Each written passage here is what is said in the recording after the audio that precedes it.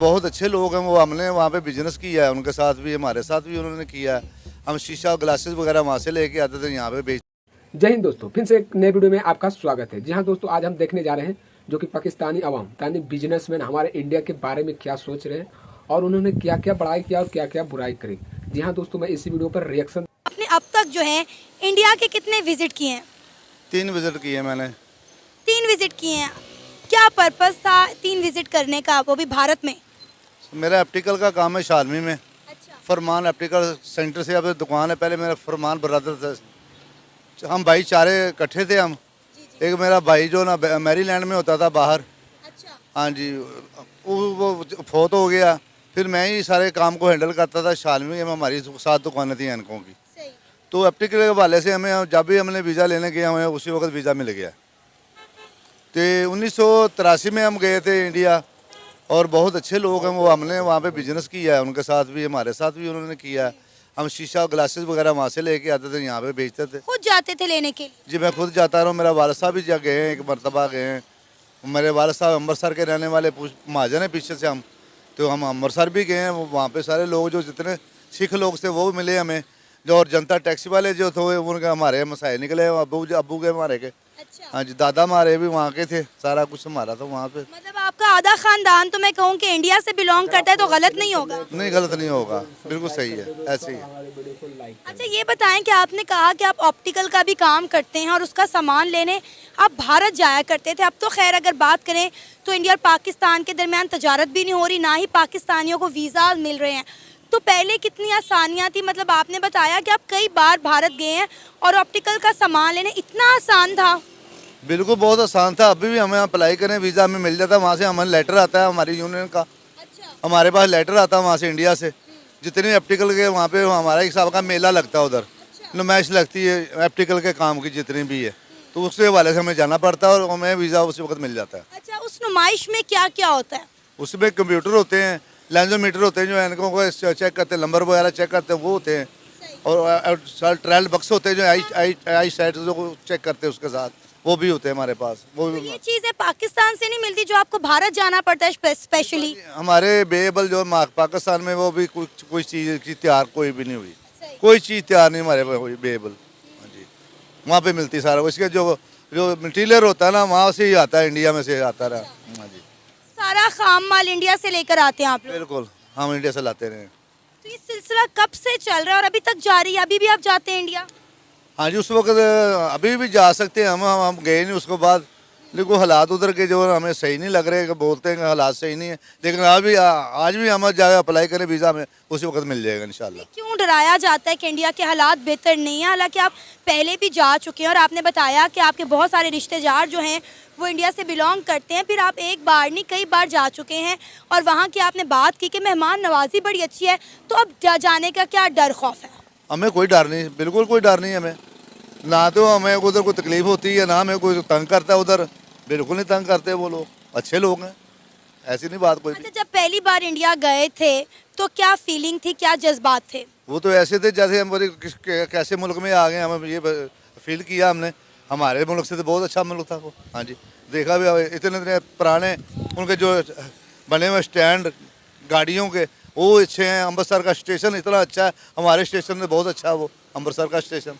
हाँ, ज़बरदस्त डेवलपमेंट की सर बात कर रहे हैं कि पाकिस्तान और इंडिया की डेवलपमेंट में कितना ज़मीन आसमान का फ़र्क है। क्या क्या देखा इंडिया में जाके और क्या तस्वुरात थे जाने से पहले और जाने के बाद क्या सोच आई? हमने दिल्ली देखा सर जी, आगरा गए हैं, हमने नई दिल्ली भी देखी है। जितनी दिल्ली का शहर सारा हम घूमे हैं, अमृतसर घूमे हैं, जलंधर, लुधियाना, ये भी मैं दो जगह पे मैं भी गया हूँ। हमें किसी ने तंग नहीं किया उधर, बिल्कुल नहीं किया। हाँ जी, हालांकि मेरे पास वीज़ा नहीं था वहाँ का, हमें किसी ने पूछा ही नहीं। अच्छा, बगैर वीज़ा चले गए? नहीं, वीज़ा था ना वहाँ उस जगह का वीज़ा नहीं था। हाँ जी, अच्छा, जहाँ का वीज़ा होता है सिर्फ वहीं पे ही आप घूम सकते हैं? वहीं घूम सकते, लेकिन हमें किसी ने टच नहीं किया, ना हमें किसी ने पूछा कि आप इधर कैसे आए हैं। अच्छा, कोई ऐसी बात जो आपको आज भी याद आती है तो आपका दिल खुश हो जाता है? बहुत सी बातें हैं। हमें सिख ऐसे मिलते हैं जैसे हमारे भाई हैं वो। अच्छा। हिंदू भी ऐसे मिलते हैं जैसे हमारे भाई हैं, हमारे से बिछड़े हुए हैं ना वो। लेकिन हमें तो बहुत प्यार दिया उन लोगों ने, बहुत ज़्यादा प्यार दिया। हमें तो यही पता नहीं था कि हमारे जो दादा के हमसाए थे जनता टैक्सी वाले वो निकले। हाँ जी, पता ही नहीं चला हमें। जब हमें इधर से टैक्स लग गया इंडिया में जाते हुए वाघा बॉर्डर पे, तो हम बड़े परेशान हुए। तो जो साथ हमारे गया थे, एक दोस्त हमारा वो शजाद भाई, उन्होंने जब बोला कि इतना टैक्स लग गया, जो आप खुश हो, मैं तुम्हारा मुल्क आ गया, अब यहाँ से तुम बिछड़ के गए हो। तो फिर टैक्सी जो चला रहा था उसने पूछा कहाँ रहते थे तुम? फिर मेरे अब्बा जी ने बताया कि हम अमृतसर में रहते थे। वहाँ वो अमृतसर हमें उनके घर ले गए सिखों के, वो हमें ऐसे मिले कि जैसे ईद का चांद हो जाता, ऐसे मिले जे हमें हर शय भूल गई। मतलब बिछड़े हुए आपको मिल गए। बिल्कुल। अच्छा, डेवलपमेंट की बात करें तो आप 90-80s की बात कर रहे हैं, तब भी इंडिया इतना डेवलप था? बिल्कुल, ऐसी बात है। वो हमारे से बहुत आगे बाजी, वो बहुत आगे हमारे से। ये तो आप तक सुई नहीं बना सके आज तक, ये क्या बनाएंगे? और सुई भी चाइना के लेते हैं, उन्होंने ली लेवल, हम बना के देते हैं सुई, हर चीज़ वो अपनी बनाते हैं। कोई चीज़ ऐसी नहीं जो बाहर से वो लेते हो, अगर एक चीज़ लेते हैं 10 बना लेते हैं वो। हाँ जी। अब नहीं वो कुछ भी लेते, अब हर चीज़ अपने मुल्क में बनाते हैं और दूसरे मुल्कों का एक्सपोर्ट करते हैं। अच्छा, ऑप्टिकल के काम की बात करें तो क्या क्या आप वहाँ से लेकर आते हैं पाकिस्तान? हम लाए, उसकी गेज होती है जो डाई के ऊपर लगाते हैं, हम ग्राइंडर करते हैं ग्लासेस को, उसकी डाइयों को गेजें होती हैं वो लाते हैं।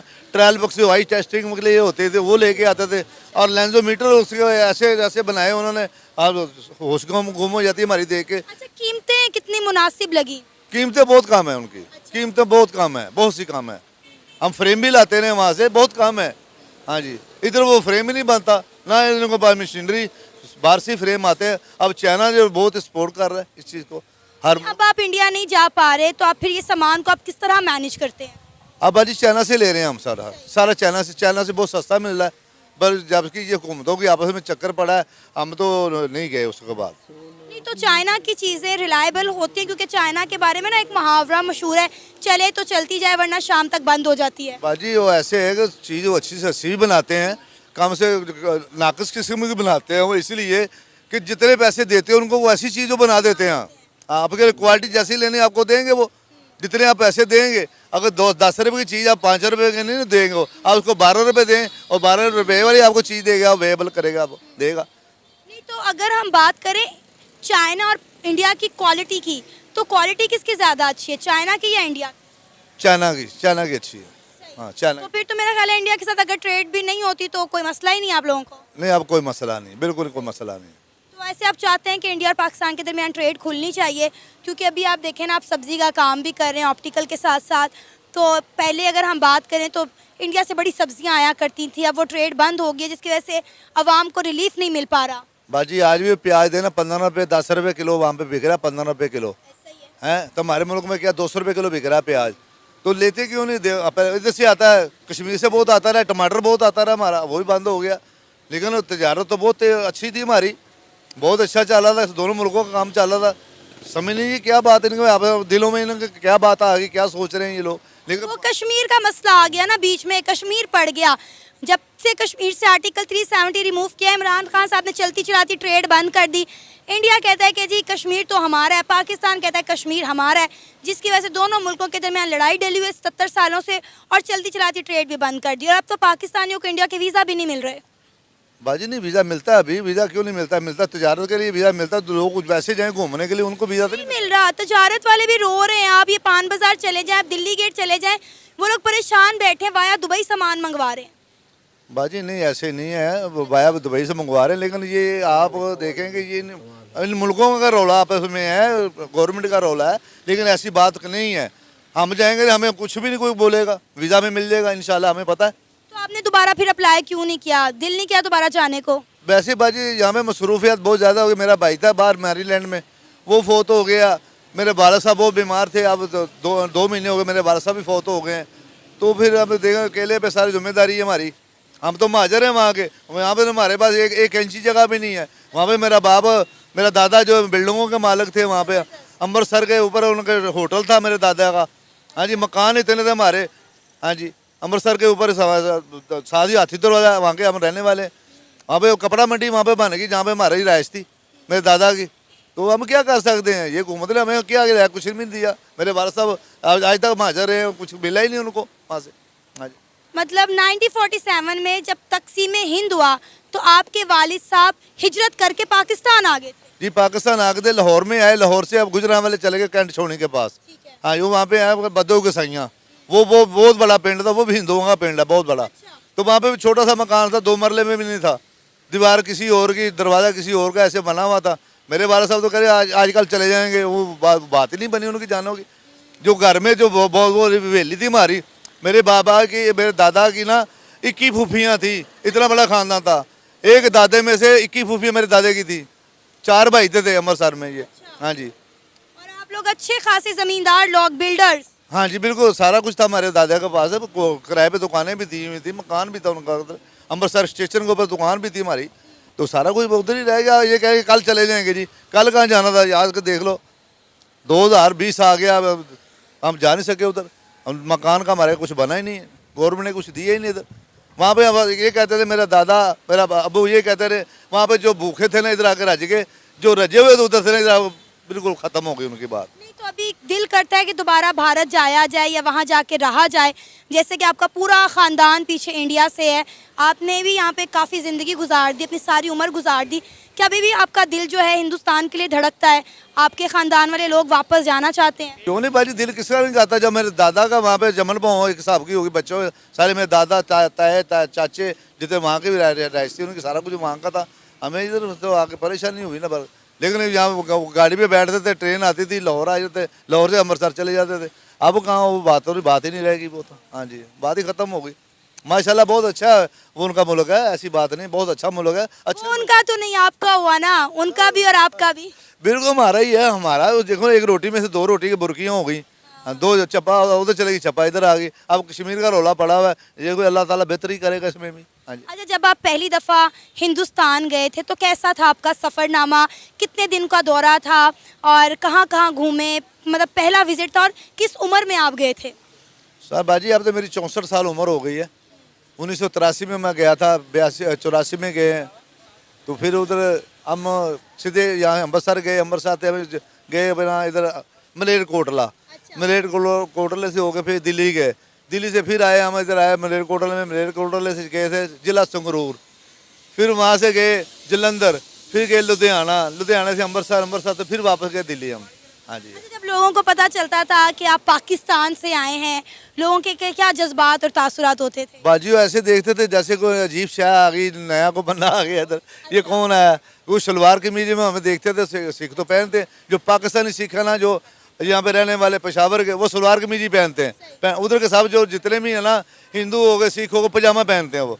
तो हमारी पहचान जो सलवार से होती थी, पहले ये पाकिस्तान से आए हैं। हमारी मेहमान नवाजी बहुत करते थे, वो बहुत ज़्यादा करते थे। हाँ जी।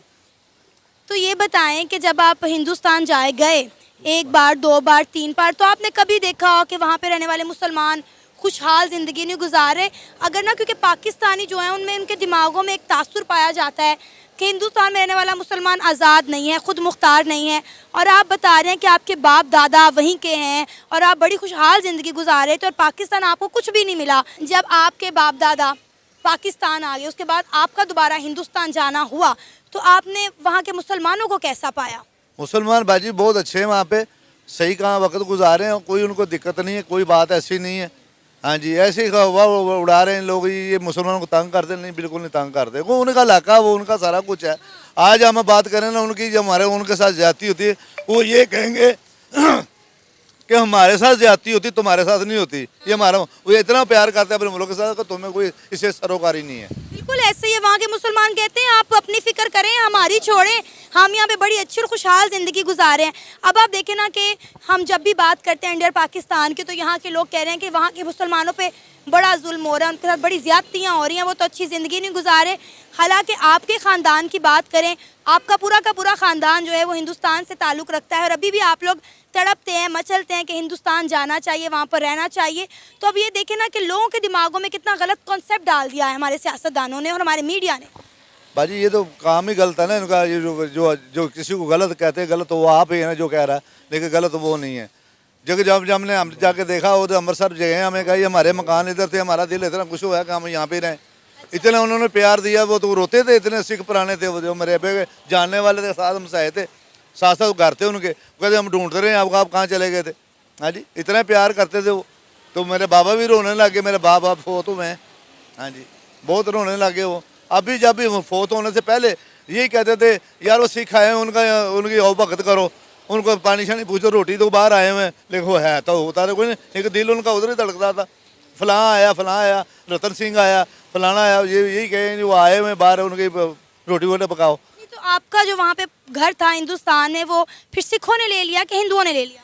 वो हिंदू तो वहाँ पे नहीं है भाई, सिख ही हैं सारे वो। अच्छा। हाँ जी, मार्केट कपड़े की बन गई हुई उधर अमृतसर। हाँ जी, हाथी दरवाजे के पास जो जितनी मार्केट बन गई हुई है उधर। हाँ जी, मंडी बनी हुई जैसे हमारी आजम मार्केट ना लाहौर में, ऐसी मंडी बनी हुई, कपड़ा मंडी उसको कहते हैं। हाँ जी। अगर हम तकसीम हिंद की बात करें तो 1947 में दो कौमी नज़रिया की बुनियाद पर पाकिस्तान मार्फे वजूद में आया। आपको लगता है कि हिंदुस्तान से पाकिस्तान को अलग करने का फैसला बिल्कुल दुरुस्त था? हाँ बिल्कुल दुरुस्त था। इस वीडियो को यहीं पर अंत करते हैं। अगर आप इस वीडियो को और देखना चाहे, फुल देखना चाहते हैं, तो हम अपना डिस्क्रिप्शन में इसका लिंक दे दिए, वहाँ पर जाकर अपने चेकआउट कर सकते हैं।